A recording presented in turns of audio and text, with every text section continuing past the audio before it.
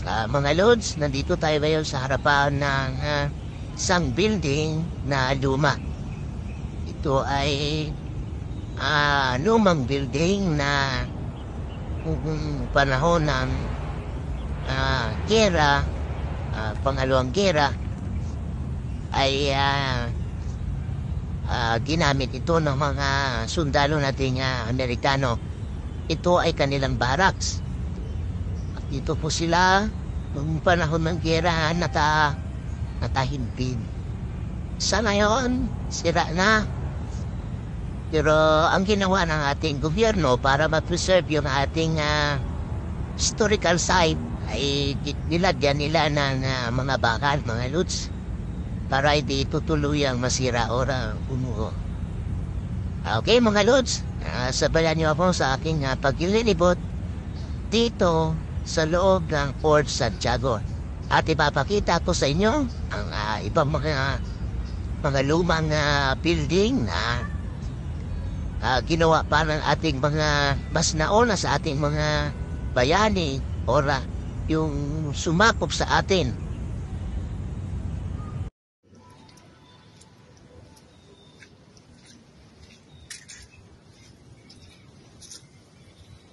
So, ito ang loob mga lods ng Fort Santiago. Ngayon makakapasok tayo at nakapasok na nga tayo. Kaya maglibot-libot tayo dito.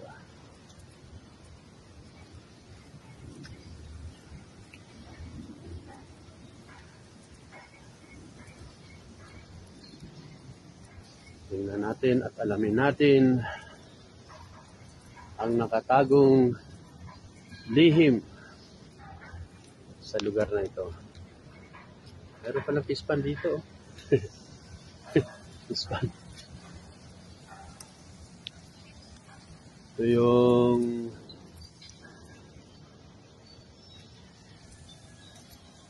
ilog, sapa, o ang tawag man dito.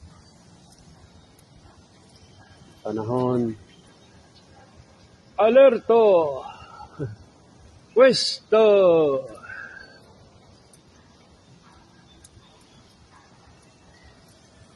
Malinis naman po ang ilog. Mukhang may mga hito na. Action! March! 1, 2, 1, 2, 1, 2, 1. Harap sa kaliwa!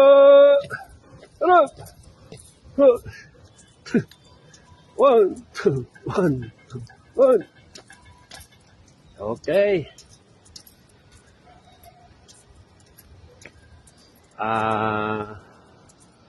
Baluarte de San Miguel. Baluarte de San Miguel.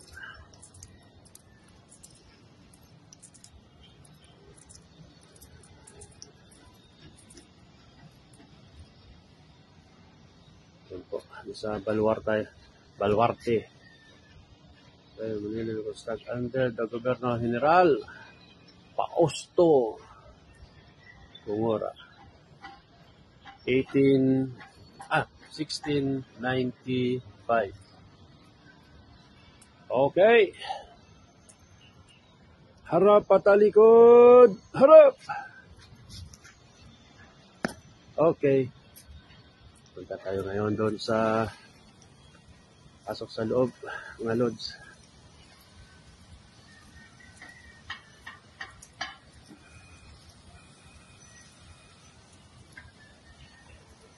Ganito pala kaganda dito sa loob.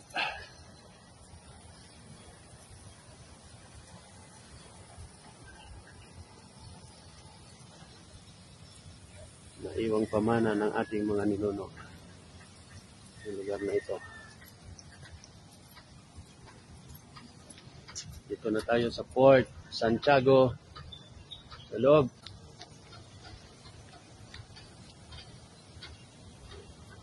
Alright. Ang sarap ng pakiramdam. Para kang Nasa ibang mundo. Attention! Marching march! 1, 2, 3, 4. Okay. Ang ganda dito. Mga lods. Ang ganda-ganda ng lugar na ito. Da, da, da, da, da, da, da, da.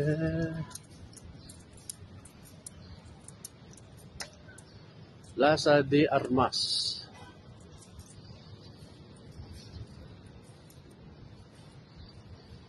Plaza de Armas. Okay, mag-iikot pa tayo mga lods.